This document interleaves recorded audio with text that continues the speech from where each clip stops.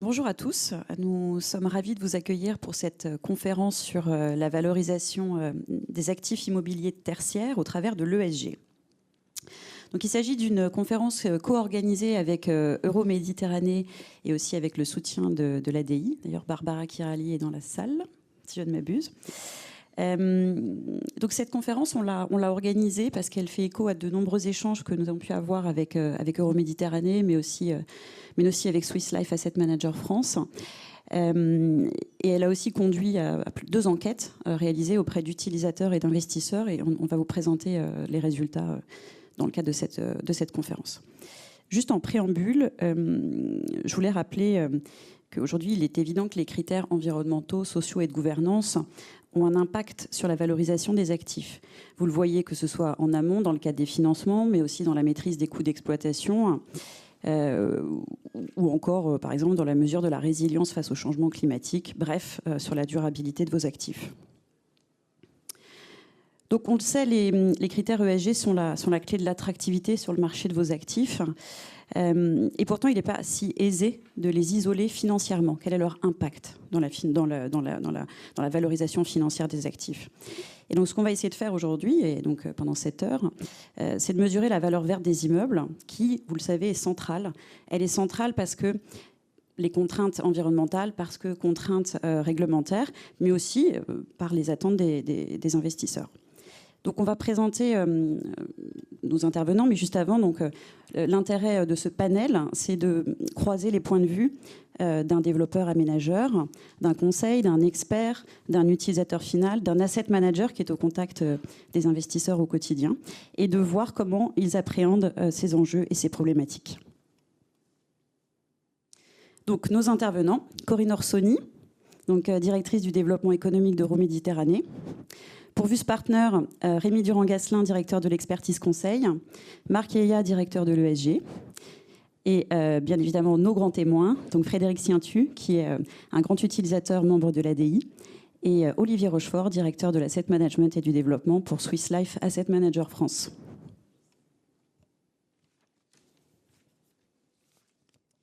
On va commencer par toi, Marc. Est-ce que tu pourrais nous expliquer comment les investisseurs appréhendent les critères ESG?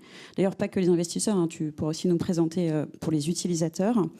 Finalement, quels sont leurs axes prioritaires dans les stratégies de développement? Oui. Alors, pour la deuxième année consécutive, chez Vus Partner, nous avons lancé notre deuxième version à durabilité en ciblant cette fois-ci que les investisseurs. Donc, nous avons eu 26 entreprises répondantes dont l'activité, c'est l'investissement immobilier, la gestion et la propriété des actifs. On avait un peu de banques, mais aussi des investisseurs qui vont jusqu'à la promotion immobilière. Donc, ces investisseurs, nos sondés, travaillent notamment sur des bureaux avec 80%. Et suivi par les résidentiels et un peu moins les commerces, l'industrie, tout ce qui est lié à la logistique et l'hôtellerie. Ils détiennent et gèrent un patrimoine qui s'élève à environ 300 millions d'euros. Ils sont présents principalement en France, mais il y avait 14 sociétés qui ont des actifs en Europe et juste 3 qui vont au-delà du continent européen. Donc au début, pour comprendre un peu l'engagement de nos sondés sur ces critères ESG, nous voulons comprendre un peu la classification ou la nature des fonds d'investissement qu'ils détiennent ou qu'ils les gèrent. Donc ça nous donne aussi une idée sur le contexte de cette étude. Donc comme on peut voir, nos investisseurs sont plutôt engagés sur l'ESG parce qu'on peut voir qu'on a plus que la moitié des fonds d'investissement qu'ils détiennent et gèrent sont classifiés article 8, article 8 bis ou article 9. Ça veut dire qu'ils intègrent des critères ESG et ils vont au-delà de ça quand c'est article 9 parce qu'ils suivent des objectifs d'investissement environnemental ou social. Donc, au début, on s'est intéressé à leurs priorités et leurs objectifs ESG. Donc, l'axe prioritaire, il n'y a pas de surprise, ça reste toujours le focus sur l'environnement, avec 54% des répondants.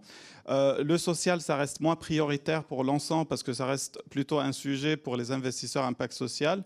88% de nos sondés ou de nos investisseurs intègrent ou ont fixé déjà des objectifs concernant la durabilité de leurs actifs. 76% d'entre eux, ils utilisent systématiquement des notations ou des ratings ESG dans les décisions immobilières. Après, on voulait vraiment comprendre quels sont les critères environnementaux, sociaux, de gouvernance auxquels ils mettent l'accent. Donc, comme vous le voyez, il n'y a toujours pas de surprise parce qu'en top 3, on va voir les aspects plutôt réglementaires, donc tout ce qui est lié à l'énergie, mais aussi au carbone et au monitoring des consommations. Ce qu'on avait noté par rapport à l'année dernière, qu'il y a des sujets qui qui prennent plus d'ampleur, plus d'importance, comme la résilience climatique, notamment avec la prise en conscience de ce qui se passe dans le monde avec les catastrophes naturelles et leur intensification, mais aussi par la taxinomie européenne qui pousse vraiment pour adapter notre patrimoine à ces risques physiques. Dans les top 10, il y a toujours les mobilités électriques douces, la biodiversité, aussi les sujets liés à la réversibilité et la démontabilité. Concernant les sujets sociaux, toujours, on trouve les deux sujets en fait, qui permettent de retenir les locataires, donc l'accessibilité en transport en commun avec plus que 85% qui les jugent importants, voire très importants, suivi par le confort, que ce soit acoustique, visuel et thermique. Les aspects sociaux, ça reste des sujets moins regardés par l'ensemble des investisseurs. Sur le plan de gouvernance, le fait d'avoir une stratégie ESG éthique était la priorité numéro 1 de tous les sondés, avec, comme vous pouvez voir, environ 95% qu'ils jugent important, voire très important. Aussi, il y a la formation, la sensibilisation des équipes. C'était aussi jugé très important pour accompagner cette transition environnementale et sociale. Certains sujets, pourtant, malgré leur importance, comme les achats et approvisionnements responsables, sont plutôt regardés dans le cadre des fonds labellisés ESR, vu qu'il s'agit d'un indicateur obligatoire. Maintenant, on va passer aux certifications et labels. Donc, ça reste en fait, les certifications et labels ESG, ça reste très prisé par les investisseurs, notamment les certifications généralistes, type BREEAM, HQE, LEED, pour leurs aspects de couverture des différentes dimensions sociétales, de gouvernance, mais aussi environnementales, même si le focus est toujours l'environnement. Suivi par les certifications liées à l'énergie-climat, parce qu'ils répondent aux défis actuels. Et ensuite, on trouve tout ce qui est lié à la connectivité, le confort et bien-être, qui sont plutôt visés lorsqu'on a des locataires qui sont plutôt prime. Il faut juste noter ici que 33% des répondants ciblent des niveaux de certification minimaux qui sont adaptés à chaque typologie d'actifs. Depuis sa publication en 2020, juin 2020 de mémoire, la taxinomie européenne ne cesse pas de gagner d'importance auprès des différents acteurs de l'immobilier, pas que les investisseurs.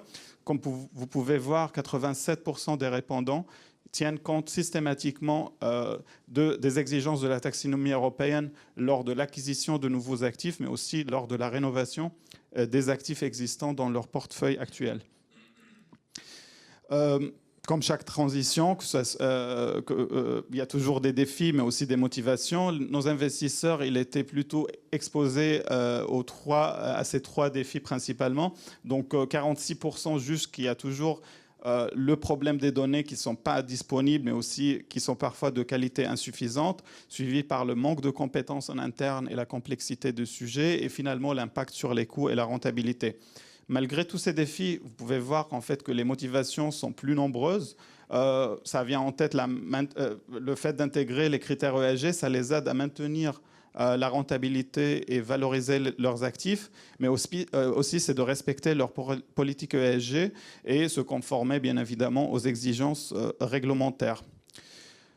On voulait comprendre un peu leur perspective à long terme d'ici 10 ans. Et ce que vous pouvez voir, c'est que 86% de nos répondants pensent que l'importance accordée aux aspects liés à l'environnement va être en nette progression. 57% jugent que les dimensions sociales et de gouvernance vont suivre aussi une tendance similaire. Ce qui permet en fait de conclure que l'ESG, ce n'est plus une information qu'il faut juste déclarer, mais c'est vraiment un vrai moteur de valorisation des actifs et qu'il faut le prendre en compte. Parce que selon 64% de nos répondants, ils ont déjà commencé à intégrer la valorisation des critères ESG dans la valorisation financière de leur patrimoine. Côté investisseur, je vais vous présenter un extrait de l'enquête durabilité des utilisateurs. qui était menée par Euromed. Donc, il y avait 14 utilisateurs de bureaux qui ont répondu à cette enquête. Notamment, c'est des grands utilisateurs avec plus de 50% qui occupent des bureaux qui dépassent les 20 000 m². Mais ce qu'il faut dire ici, c'est qu'en fait, 50% des utilisateurs, ils étaient prêts à payer un surcoût sur le loyer hors charge qui peut aller jusqu'à 5%. Contre 21% qui ne sont pas vraiment prêts à payer aucun surcoût pour des bâtiments de bureaux à forte ambition environnementale et 29% qui sont prêts à aller même jusqu'à 10% de surcoût. Concernant l'acquisition, en cas d'acquisition, 72% ils étaient prêts à acheter plus cher en investissement initial un bâtiment dont l'exploitation sera moins coûteuse, dans la mesure où le surcoût initial sera récupéré sur la durée d'utilisation du bâtiment. Donc en fait, tout ça pour dire qu'il y avait une vraie demande de différents acteurs de l'immobilier de lier la valorisation financière d'un actif à ses caractéristiques intrinsèques ESG.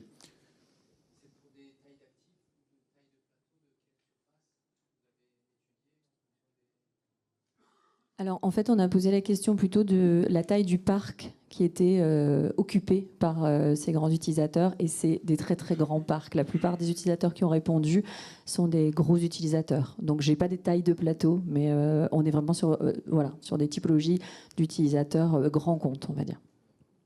Justement, c'est parfait.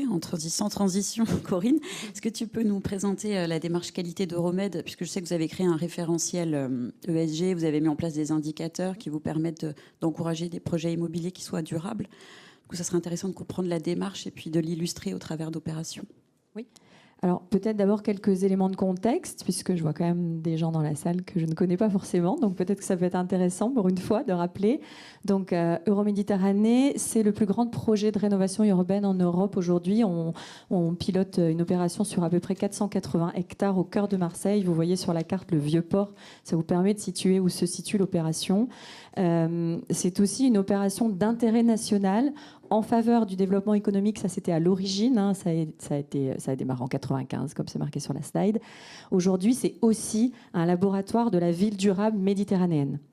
Et pour encourager et favoriser l'intégration des critères ESG dans le cadre de ce laboratoire de la ville durable méditerranéenne, on s'est doté d'une démarche qualité. Et cette démarche qualité, ça commence par des valeurs et des principes à partager tous ensemble, tous les acteurs de l'immobilier. Les grands principes et grandes valeurs de la ville durable méditerranéenne, on en a listé quelques-uns. Une ville vers la nature, ça veut dire une ville dans laquelle on va trouver un juste équilibre entre l'urbain et la nature. C'est une ville aussi qui se développe à l'échelle des personnes et dans laquelle chacun trouve sa place. Une ville dans laquelle on va apprécier de vivre ensemble, et on est en Méditerranée, donc on dit méditerranéenne pas pour rien. L'idée, c'est de favoriser la vie à l'extérieur et le fait d'avoir des biens collectifs partagés. On parle souvent de toiture-terrasse utilisée, comme on le faisait depuis toujours en Méditerranée. On essaye de remettre ça au goût du jour. Quand on dit ville stimulante, c'est très très joli, mais ça veut dire quoi? Ça veut dire une ville en fait qui est connectée au monde. On est aujourd'hui 5e hub numérique mondial à Marseille, à Euroméditerranée, avec un ensemble de câbles sous-marins qui arrivent jusqu'à chez nous. Donc on est une ville très connectée. On est un pont entre l'Europe et la Méditerranée et l'Afrique. Donc c'est en ça qu'on veut dire qu'on veut construire cette ville-là. Confortable évidemment, hein, sain, entretenu. Sur la sécurité, c'est important, et vous savez que voilà, c'est un gros sujet pour nous. Et une ville à transmettre, là aussi c'est très joli, mais ça veut dire quoi? Ça veut dire que on essaye de construire une ville sobre, une ville frugale, et une ville qui utilise les ressources et qui mutualise les moyens le mieux possible. Ça, ce sont des grands principes, c'est presque philosophique, mais on le met en place de façon opérationnelle par l'intermédiaire de référentiels de qualité. On a 3 référentiels. On a un référentiel logement, un référentiel tertiaire et un référentiel plus générique, avec des grilles d'indicateurs qui suivent tous des objectifs. On pourra le voir ensemble. Il y a 3 niveaux d'ambition dans nos référentiels tertiaires.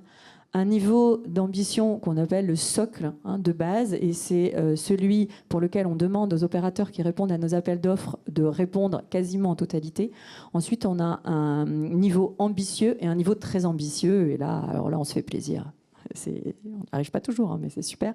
Non, ce que je voulais dire aussi, c'est que en fait, ces référentiels, ils sont transmis dès le lancement des appels d'offres et ils accompagnent en fait le développement du projet à toutes ces étapes. Et même après, on suit en fait l'atteinte des objectifs une fois qu'on a déposé le PC, une fois qu'on est en chantier et même pendant les 2 ans qui suivent la livraison et l'exploitation. Donc, on n'arrête pas juste au moment où on a livré le projet. Quelques exemples d'indicateurs et d'objectifs qu'ils poursuivent pour montrer que ce n'est pas juste pour faire beau. En fait, comme objectif dans la ville durable méditerranéenne, on a bien évidemment un objectif de sobriété. Alors voilà quelques exemples. Par exemple, diminuer l'épaisseur de bâtiments, ça peut paraître tout bête, mais en fait, ça permet une ventilation et un éclairage naturel. Ça évite de surchauffer ou de surclimatiser. Et on a du Mistral à Marseille. Donc en Méditerranée, ça aide de pouvoir ventiler les bâtiments. La réduction de l'impact des matériaux de construction, ça, on connaît tous le principe. Et vous avez différents seuils. Là, vous avez les 3 seuils en fait, de socle ambitieux et très ambitieux. En termes de flexibilité, on pense que c'est important, et on va le voir tout à l'heure, toi tu vas nous le dire Rémi, qu'il faut encourager la flexibilité des bâtiments. Ça peut être à l'intérieur du bâtiment, hein, la facilité d'aménagement, le fait de pouvoir changer en cours d'occupation, mais on peut aller jusqu'à la réversibilité de logement en bureau, de bureau en logement. On ne sait pas de quoi demain sera fait. Nous, on est sur un territoire sur lequel on a 90% d'immeubles très très récents. Hein. Les premiers immeubles sont sortis au début des années 2000. Donc on a un taux de vacances de 3,5%. Donc on n'a pas vraiment besoin de transformer des bureaux en logements, en tout cas pas chez nous. Mais on prépare l'avenir, on ne sait jamais. Hein. Les parkings aussi, on sait qu'on peut faire des choses sur les parkings. Dans le cadre d'opérations mixtes, on essaye de favoriser le foisonnement. Ça fonctionne très bien. On a une opération à Marseille dans laquelle on a un parking en foisonnement avec l'utilisation par les occupants de bureaux dans la journée et par les occupants des logements le soir. Et ça fonctionne très très bien. Donc pour ceux qui ont peur de mettre ça en place, on a des REX, POC, enfin tout ce que vous voulez. Adaptation au climat, évidemment, se protéger et utiliser le soleil et le vent, on en a beaucoup. Essayer d'avoir des protections solaires extérieures. Moi, je me souviens, quand je faisais visiter des immeubles de bureaux à des investisseurs ou à des utilisateurs parisiens, ils me disaient mais c'est un peu sombre dans les bureaux, mais en fait on dit nous on adore ça parce que sinon il fait trop chaud et on n'arrive pas à travailler parce qu'on a trop de luminosité. Donc voilà, on fait pas la ville de la même façon en Méditerranée que dans le nord, on va dire. Et c'est un truc qui intéresse tout le monde aussi, hein, l'anticipation des charges d'exploitation. Donc on encourage ça et on essaye de le suivre et en indicateur ambitieux, on a une estimation du coût global, le coût de construction plus le coût d'exploitation. Donc on pense que ça ne peut que intéresser nos utilisateurs. Là, on vous montre que ça marche. On a mis 3 exemples d'opérations qui respectent quasiment tous les référentiels, enfin en tout cas tous les critères de base et qui vont plus loin sur certains critères. On a un campus qui est purement de la formation, sans résidence étudiante, à proximité de la gare Saint-Charles, qui va être construit par un procédé novateur. On a un permis d'innover en fait sur notre territoire, donc ça nous permet aussi de venir tester des nouvelles solutions. Là, c'est un bâtiment qui va être construit en matériaux de terre d'excavation. C'est un dérivé de la terre crue, mais voilà, ça aide aussi à respecter les critères. On a du logement, case 04, c'est Nexity. Je n'ai plus le nom maintenant. Il a un nom, il n'est plus sous son nom de code, mais je ne l'ai pas en tête. Où ils arrivent à respecter pas mal de critères. Et un énorme projet de 25 000 m², le campus de la plateforme, sur lequel on a à la fois de la formation et des résidences étudiantes. Et à chaque fois avec des labellisations très intéressantes. Donc voilà. C'est pas toujours évident. On a parfois l'impression que ce sont des contraintes. Alors à court terme, certains critères peuvent engendrer des contraintes en termes de coûts de production. Mais Rémi, vous expliquez qu'à moyen et long terme, on peut valoriser tout ça. Oui, tout à fait. Merci Corinne. Bonjour à tous. Alors, je vais essayer de vous présenter avec une dizaine de slides comment les critères ESG se sont invités dans la valorisation. Pour ce faire, un premier petit rappel sur... on utilise l'approche investisseur pour déterminer la valeur vénale. Donc la valeur vénale, c'est le prix qui est transacté qui est payé au moment de la transaction. Mais quelques rappels, parce que on va parler après de taux, on va parler de charges. Donc le meilleur investissement, c'est bien sûr celui qui aura le risque le plus faible et le rendement le plus élevé. C'est celui que tous les investisseurs cherchent. Donc quelques exemples pour situer. Voilà, un bureau parisien, on parle de 4%, 4,25%. À l'inverse, on peut avoir des usines avec 15% de rentabilité parce que le risque d'une usine est évidemment plus élevé parce que souvent construit pour l'utilisateur lui-même, donc qui sera difficilement relouable derrière. Et au milieu, on a voilà, des entrepôts logistiques à 5,50, peut-être 5,25 sur certains, des retail parks à 8%. Tout ça, c'est pour, on va dire, donner un petit peu l'environnement. Et quels sont les facteurs qui vont influencer en fait la valorisation? Donc nous, on utilise la méthodologie DCF et capitalisation, et on peut voir que voilà, certains critères, comme la réduction des énergies, voilà, ça peut évidemment créer de la valeur sur le loyer. La réduction des périodes de vide. Si dans le DCF, si on arrive à relouer plus rapidement en fin de bail, on va de facto, d'un point de vue mathématique, ramener le revenu, ramener à aujourd'hui le revenu plus rapidement et donc créer de la valeur. On a aussi les capacités à maximiser le revenu. En fait, tout ce que va faire un asset manager, on va voir que l'ESG, certains critères de l'ESG vont permettre de le faire. Et donc, on va regarder qu'aujourd'hui, le risque global de l'investissement, l'investisseur va se dire, OK, c'est quoi mon risque à demain? En fait, aujourd'hui, depuis une vingtaine d'années, on regardait souvent un point de vue un peu statique. Voilà, quelle est la rentabilité de mon investissement, le niveau des loyers, les périodes fermes du bail, la qualité du locataire, évidemment. Donc, on avait un rendement. Demain, on va regarder un petit peu plus la pérennité. On va se dire, j'achète un immeuble de bureau, de logement, mais qu'adviendra-t-il dans 15 ans, dans 20 ans?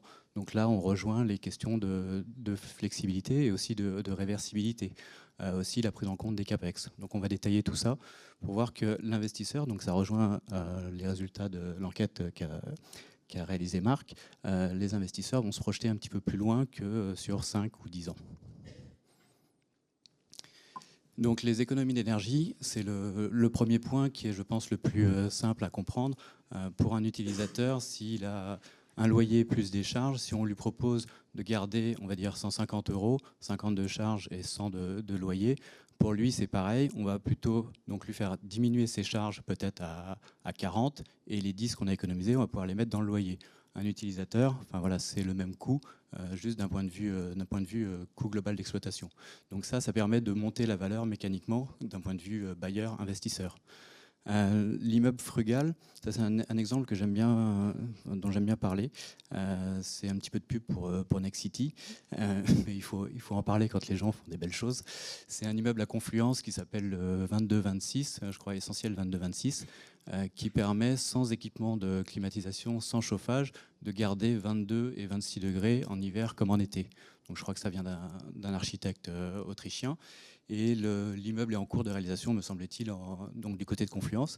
Et donc ça va avoir un impact, si on arrive à construire des immeubles frugaux, ça va avoir un impact sur la valeur, parce qu'on a évidemment à l'investissement, il y a moins de coûts, parce qu'il n'y a pas d'équipement technique, et surtout à la maintenance, par définition, il n'y a pas d'équipement, donc il n'y a pas de maintenance.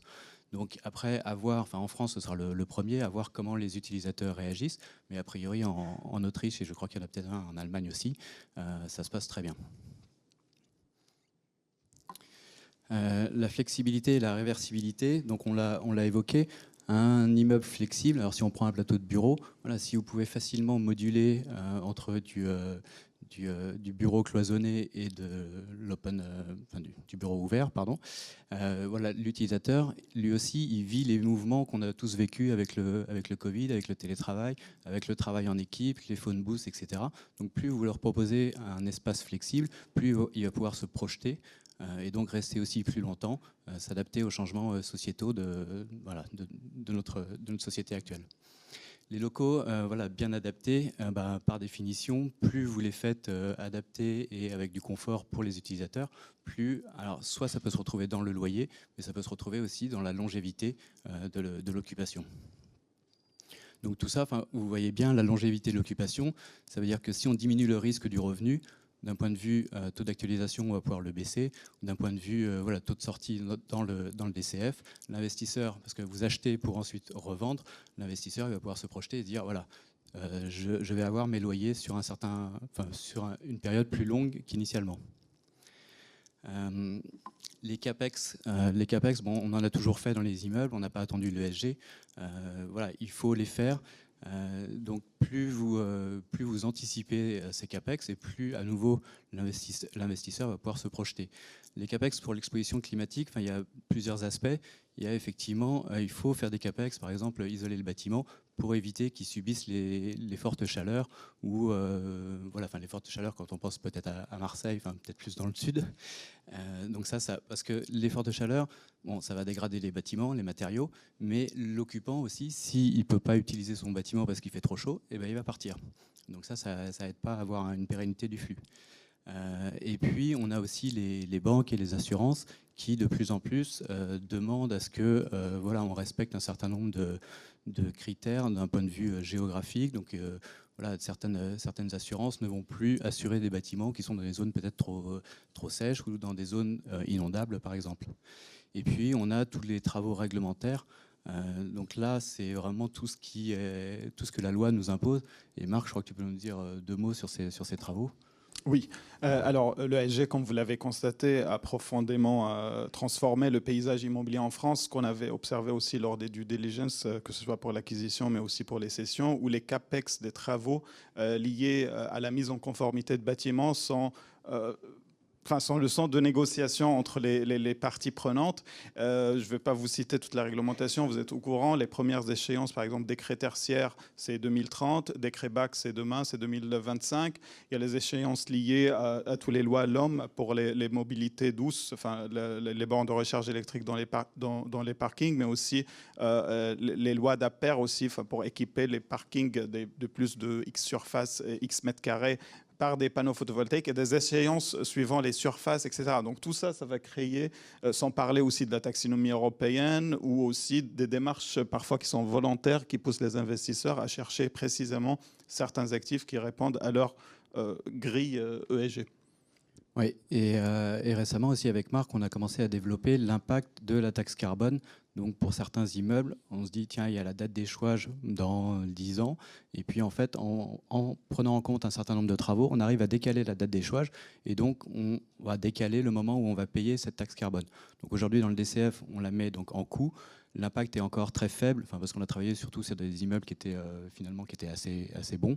Mais si on prend des immeubles qui sont chauffés au gaz, là, il y aura un impact rapidement. Donc encore une fois, sur les CAPEX, c'était le cas avant, mais plus on anticipe et plus on crée de la valeur. Et enfin, on a l'impact social. Donc si vous créez un immeuble avec surtout un usage, une utilité sociale, ça va améliorer le quartier, ça va améliorer tout l'environnement. Et finalement, si vous améliorez votre environnement, vous améliorez votre actif aussi. Vous améliorez le bien-être des occupants. Vous faites un immeuble qui est ouvert sur la société, avec des restaurants qui sont aussi bien pour les utilisateurs que pour les habitants de la ville. Donc ça permet aussi d'augmenter la valeur de l'actif. Et puis, les certifications environnementales, bon, ça, je pense que tout le monde connaît, mais on l'a vu dans le sondage, les investisseurs ne vont pas sur des actifs où il n'y a pas de certification. Donc, bientôt, tous les immeubles neufs, évidemment, auront des certifications. Mais si vous avez un degré un petit peu moindre, vous allez avoir des investisseurs qui disent « Non, moi, ça ne rentre pas dans mes grilles, donc j'y vais pas ». Donc, si vous avez moins de demandes sur un certain nombre d'actifs, un certain produit, vous avez un prix qui baisse. Et ensuite, je voudrais vous partager 2 derniers slides.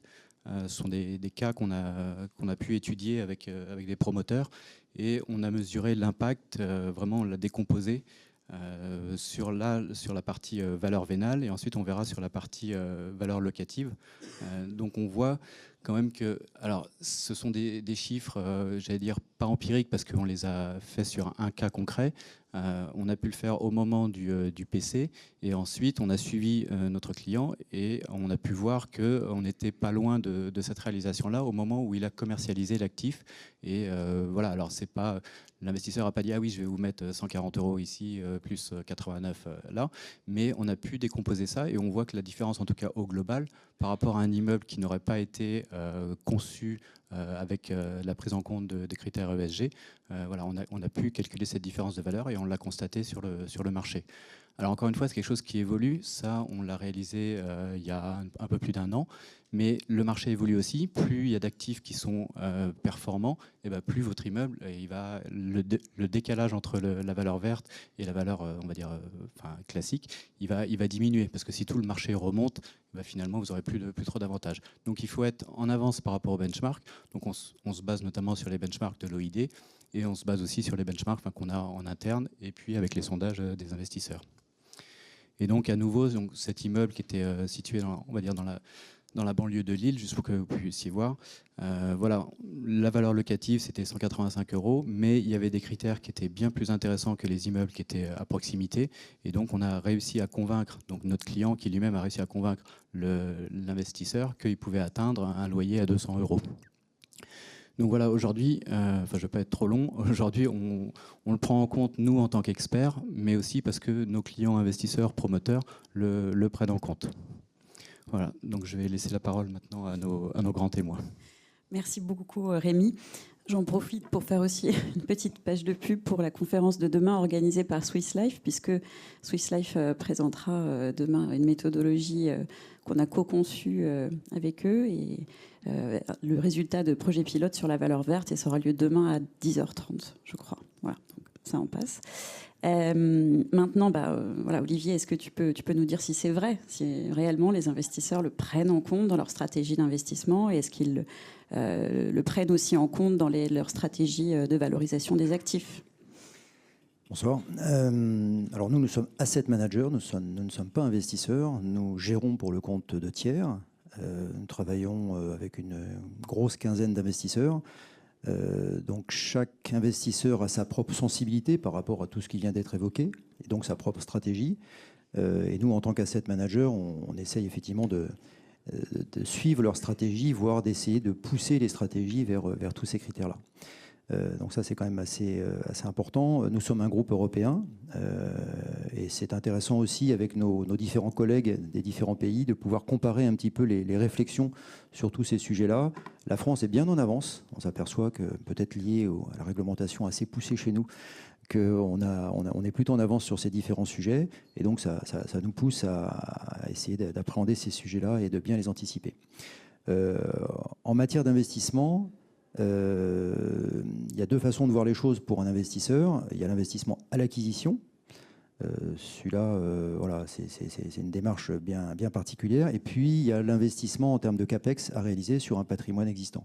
Sur la partie acquisition, plusieurs cas de figure. Soit lorsqu'on achète du neuf, là, on ne se pose pas trop de questions. C'est la partie quand même la plus simple. On va aller chercher les derniers critères au niveau technique, au niveau environnemental, au niveau commerciaux. C'est quand même un petit peu dommage d'acheter un produit tout neuf qui ne répond pas aux derniers critères. Bien sûr, ça a un coût, mais on l'intègre dans la valorisation, dans nos estimations. Où c'est un petit peu plus difficile, c'est sur les immeubles existants.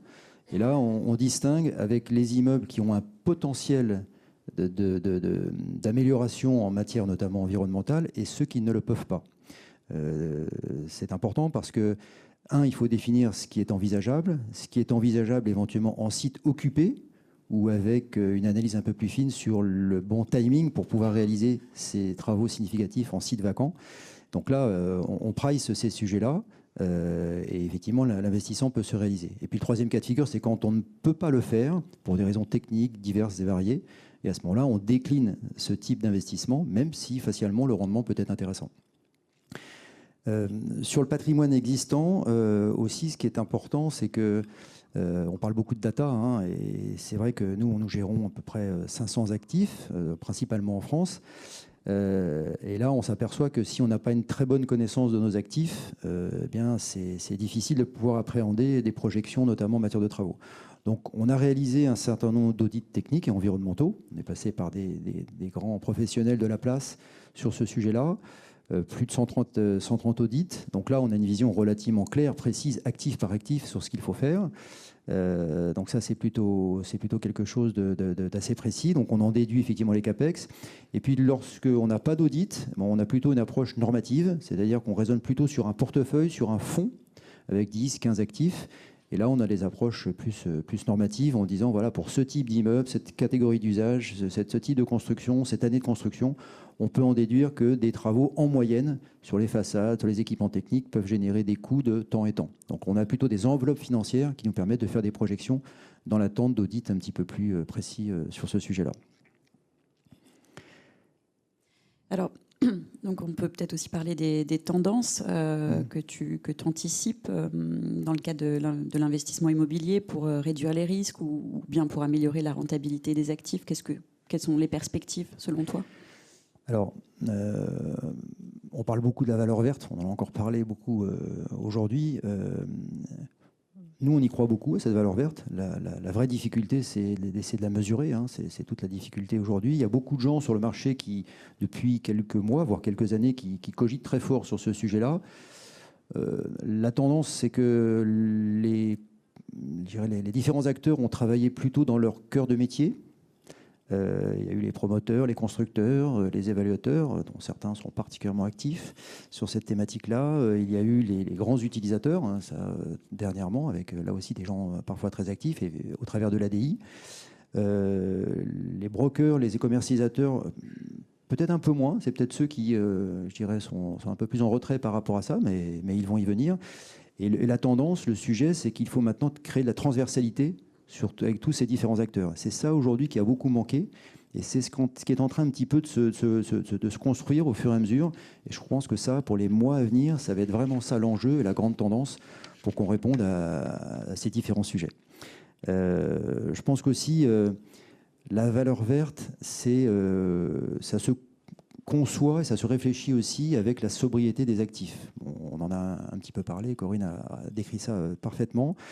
Nous, en pratique, on essaye de le mettre en place sur des rénovations assez importantes. Les immeubles que l'on conçoit aujourd'hui, on ne les conçoit plus exactement de la même façon que ceux qu'on concevait il y a 3 ans. Or, un immeuble sur lequel on réfléchit aujourd'hui, il va être livré dans 30 mois, 36 mois. Donc, il faut anticiper un peu les différents sujets. Par exemple, climatiser à 100% tout un immeuble. Maintenant, on essaye de faire varier un petit peu le sujet, de panacher un peu les sujets. Il y a des zones qui sont rafraîchies, ventilées, pas forcément climatisées. Donc, on essaye de réfléchir en termes d'émissions de carbone, en termes de consommation énergétique, de voir comment est-ce qu'on peut être plus vertueux et avoir une démarche intéressante. C'est jamais tout blanc, tout noir. Donc, c'est des choses où on commence à monter progressivement sur ce sujet-là. On a quelques locataires ou quelques candidats locataires qui vraiment ont des démarches, et avec la partie CSRD, je pense que ça va aller très très fort sur cette partie-là, qui vraiment nous challenge beaucoup sur ces aspects-là. Alors c'est encore une frange assez minime des candidats locataires notamment, mais c'est quelque chose qui n'existait pas il y a encore quelques mois ou voire quelques années. Donc ça, c'est un point extrêmement important. Sur la partie résidentielle, on parle beaucoup de logements abordables. Ça aussi, c'est une thématique importante au niveau des critères E, S et G. D'ailleurs, il y a des choses très intéressantes sur le salon à visiter en la matière, avec peut-être des appartements beaucoup plus compacts. Et voilà, des produits qui sont conçus peut-être un peu différemment. Et ça aussi, c'est un critère important. Le risque climatique, on en a un peu parlé. C'est important. Juste pour donner quelques chiffres, aux États-Unis, par exemple, ils sont soumis à des catastrophes naturelles importantes, on le sait, il y a 10 États sur 50 qui ne sont plus assurés. Si on s'imagine ce que ça veut dire comme conséquence, ça veut dire que quelle est la valeur d'un actif, d'un bien qui n'est plus assuré ? Est-ce que c'est 0 ? Est-ce que c'est moins X%? Enfin, ça pose quand même des vraies questions donc, de valeur, de liquidité. Et l'illiquidité, c'est de la baisse de valeur. Donc, c'est vraiment quelque chose qui est complètement tangible. Donc, quelle est effectivement la proportion en France? Pour l'instant, il n'y a pas encore des sujets, des études très fortes sur cette partie-là, mais on sait qu'il y a des structures comme AXA, par exemple, qui avec notamment le biais de l'intelligence artificielle, qui travaillent beaucoup sur ces thématiques-là. Et donc, nous, sur notre patrimoine, on a subi effectivement quelques désordres importants. Et donc, ça a un impact sur notre valorisation. Et puis, le dernier point, peut-être en termes de tendance, là aussi, on en parle de plus en plus, mais il faut que ça ait une application concrète. C'est la réversibilité. Voilà, comment on passe d'une classe d'actifs ou d'un usage à un autre à moindre coût. sans démolir et reconstruire l'immeuble. Et ça, bien évidemment, ça se conçoit en amont pour que, en cas de transformation, les coûts soient moindres et qu'en termes de valeur, les choses puissent se faire de façon la plus simple possible. Voilà un petit peu les quelques grandes tendances que nous, on identifie. Il y en a d'autres, mais ce sont les principales. Merci beaucoup, Olivier. Et toi, Frédéric, du point de vue utilisateur, est-ce que tu es d'accord avec ce que nous dit Olivier et puis, qu'est-ce qui est important pour toi en matière de ESG? On en avait parlé un petit peu avant, donc oui, non, je suis entièrement d'accord. Donc, mais je rappellerai quand même un utilisateur, puisque un utilisateur, aujourd'hui, il possède des actifs et il loue des actifs. Il faut bien voir. Donc on a les deux casquettes. En général, les classes d'actifs sont très diversifiées, même si le bureau est souvent représenté. Par exemple, pour parler de groupes que je connais bien, il y avait aussi bien de la logistique, des usines, des laboratoires, des boutiques et d'autres produits divers. Donc c'est très diversifié. Et il y a la géographie aussi. Et c'est souvent, surtout pour des grands groupes internationaux, des grands utilisateurs internationaux, c'est réparti sur tous les continents. Et ce qui est intéressant de voir, c'est que pour ces grands groupes-là, la politique en termes de ESG est à peu près la même, hein, quelle que soit la zone géographique, même si l'application est quelquefois un peu différenciée, puisqu'il faut être pragmatique. Donc, que fait un grand utilisateur? Il construit, il achète, il vend et il loue. Donc, c'est là où je dirais aussi, c'est l'importance des directions immobilières. Là, j'ai ma casquette ADI. C'est l'intérêt d'avoir au sein des entreprises une direction immobilière étoffée, qui a une vision globale et qui est capable de manager un portefeuille et ses différentes actions. Et les directions immobilières s'organisent de plus en plus aujourd'hui comme des asset managers et comme des fonds d'investissement. Asset managers, c'est-à-dire qu'il y a des stratégies à court, moyen et long terme pour tous les actifs, et comme un fonds d'investissement, c'est-à-dire qu'il y a des décisions qui sont formalisées pour toute prise de décision, que ce soit un bail, un investissement, par exemple. Et les critères USG aujourd'hui sont formalisés, sont répertoriés, il y a des grilles précises. Donc, pour la partie, je dirais, propriété qu'on construise ou qu'on ait un patrimoine avec des CAPEX, on fait comme un investisseur classique.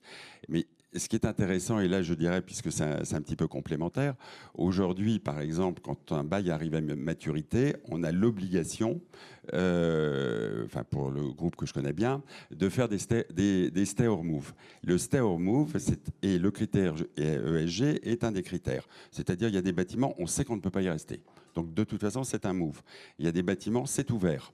Hein. Ça dépend de ce qu'on arrivera à négocier avec le bailleur pour upgrader et le rendre conforme à notre politique. Donc, je pense que l'utilisateur est un vrai moteur aujourd'hui. Donc ça, je dirais, c'est quelque chose d'intéressant.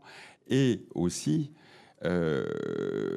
grâce aux nouveaux modes de travail, on a réussi à diminuer notre empreinte immobilière pour du bureau en fonction, je dirais, de l'actif entre 20 et 40%. Donc ça, en termes de ESG, on ne le dit pas trop, mais j'estime que c'est le critère qui est certainement le plus important. Et cette diminution de surface à budget constant permet à l'utilisateur d'aller dans des bâtiments plus ESG, c'est-à-dire performance énergétique, une meilleure localisation, proche des moyens de transport, etc. etc. Donc ça, c'est aussi un point. L'utilisateur aussi, et là on en parlait, regarde aussi comment on peut avoir des bâtiments différents, c'est-à-dire moins consommateurs. Mais je dirais, un utilisateur est capable, puisqu'il a quand même un gros volume, de faire des pilotes, et des pilotes différents en fonction des géographies. Et par exemple, comment aujourd'hui on fait un bâtiment sans climatisation? Aujourd'hui, le collaborateur est-il capable d'accepter certaines contraintes pour justement répondre à ça. Moi, j'y crois beaucoup. Hein. Je pense qu'aujourd'hui, la société est totalement mature et qu'il y a une certaine fierté d'un collaborateur à aller dans ces bâtiments. Donc là, c'est quelque chose auquel je crois beaucoup. Donc la transformation pour avenir des utilisateurs. Exactement. Pour le temps qui nous reste, déjà merci, merci à nos intervenants et à nos grands témoins. Il nous reste 10 minutes, je dirais, pour des questions de l'assistance. Voilà. On va faire passer un micro. Qui se lance ?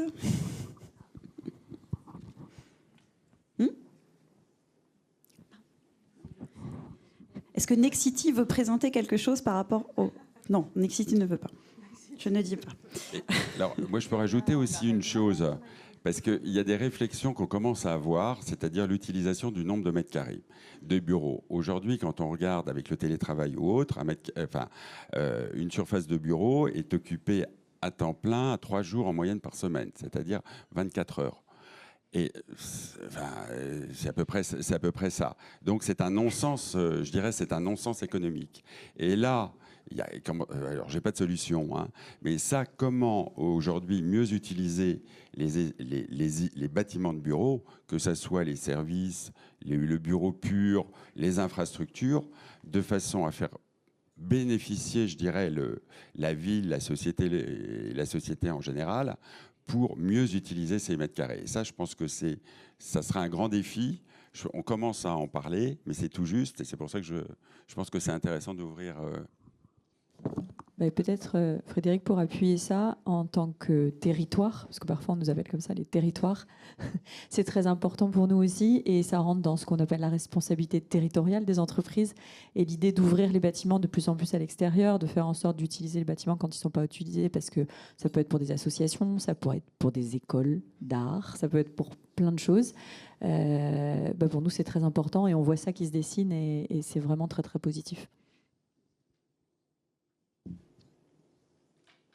Ah, il y a une question là-bas.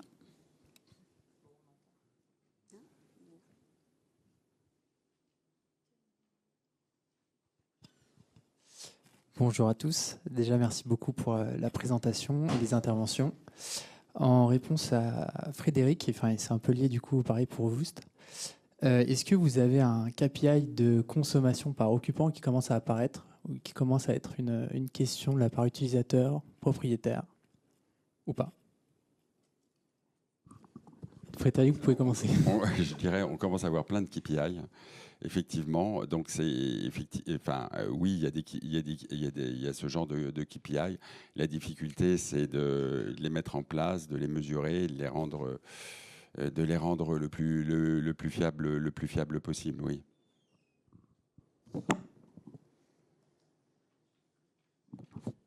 Je peux juste compléter, on a parlé du locataire, du bailleur, on n'a pas beaucoup parlé du mainteneur, et je pense que c'est important dans le triptyque un peu au niveau de ces différents acteurs, parce que on a des fameux comités verts qui existent depuis la nuit des temps, peut-être pas, mais depuis très longtemps, et je pense qu'on va prendre une autre dimension sur ces comités. Bien évidemment, il faut de la data au départ. Et si la data est bonne, si elle est correcte, on peut vraiment communiquer en début d'année, par exemple, en disant voilà, l'immeuble il consomme tant. On le compare avec d'autres immeubles similaires, on est bon, on n'est pas bon. Et notre objectif, effectivement, c'est passer de 100 à 80. Et je pense que ça peut être très incitatif pour que toutes les parties prenantes se retrouvent autour de la table, essayent de déterminer ce qui pourrait être fait. Donc peut-être que le propriétaire doit investir davantage pour l'isolation du bâtiment. Peut-être que le mainteneur doit avoir une GTB vraiment très efficace et qu'il sache bien l'utiliser avec des points de consigne bien normés. Et puis peut-être que l'utilisateur ou les utilisateurs ait un comportement aussi vertueux, ou sache bien utiliser l'immeuble, voilà, les petites tablettes, les petites zappettes là, pour régler la climatisation, que tout ça se fasse de façon cohérente. Bref, c'est pas un acteur qui doit intervenir, c'est une collégialité un petit peu d'acteurs dans une certaine cohérence pour qu'à l'arrivée, on tende tous vers un objectif qui se déclinera au niveau valorisation verte et peut-être valorisation tout court. Et là, la formation justement des exploitants est très importante, notamment chez un utilisateur, parce qu'on peut toujours livrer, je dirais, une Ferrari si on ne sait pas la conduire. C'est un peu du gâchis. Et là, c'est effectivement une des grosses difficultés, c'est la formation du facility au quotidien. Il y a une question. Oui, pardon, Bérangère, c'est pas une petite question, c'est surtout un complément par rapport à l'immeuble essentiel de Nexity. Alors, je ne suis pas une experte techniquement du sujet, vous pouvez retrouver tout ça sur la press room de Nexity, mais c'est dans l'écosystème et dans le jeu d'acteurs concernant ces critères, il y en a un quand même qui est hyper important et qui nous a permis de réaliser cet immeuble, c'est quand même le go de la collectivité, de dire on ose, on donne le permis et on innove, quoi. Et c'est aussi un pari commun, donc c'est un acteur important aussi dans le système.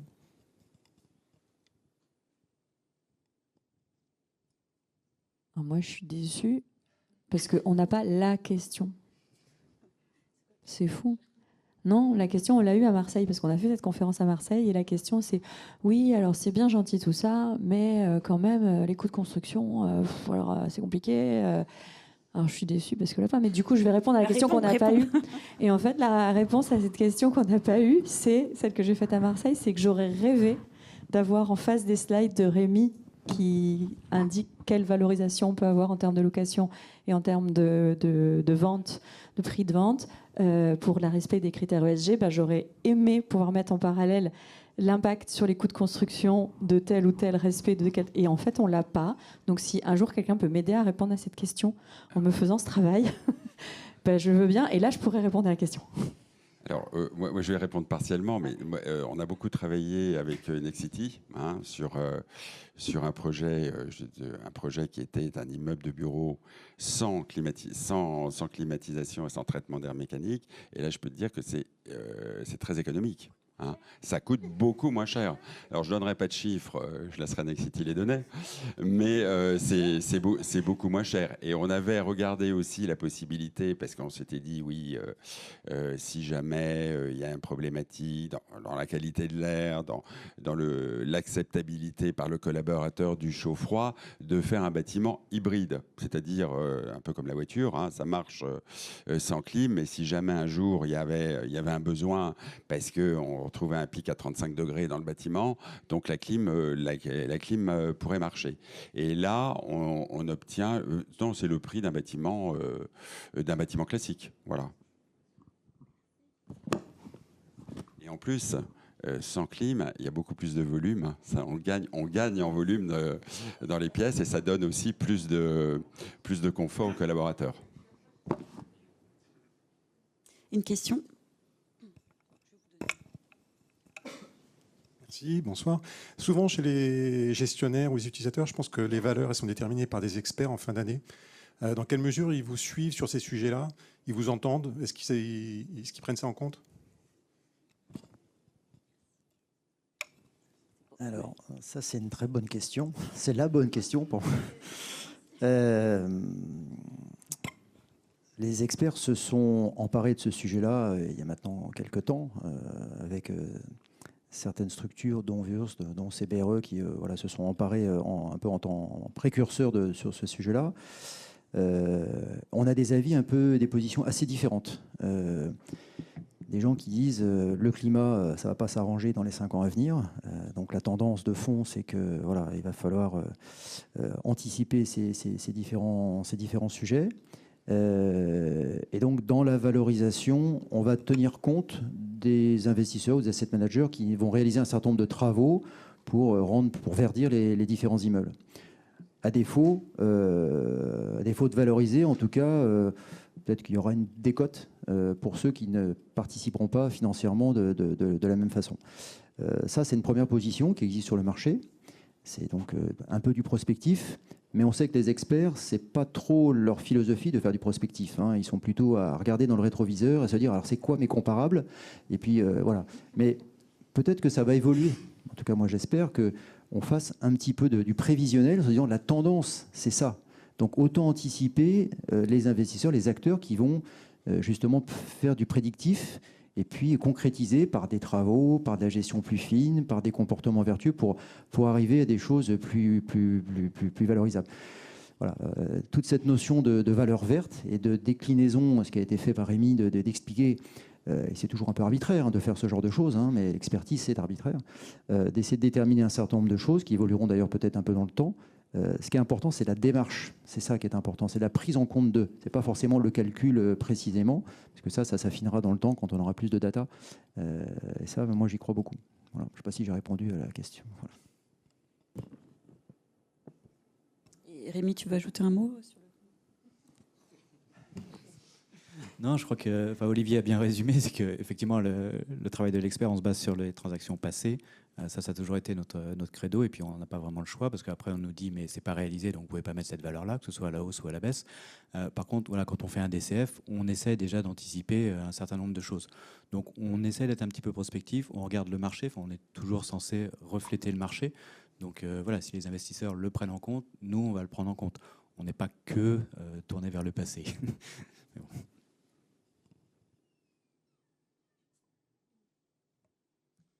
S'il n'y a pas d'autres questions, je pense qu'on va conclure. Merci pour votre attention, vos questions.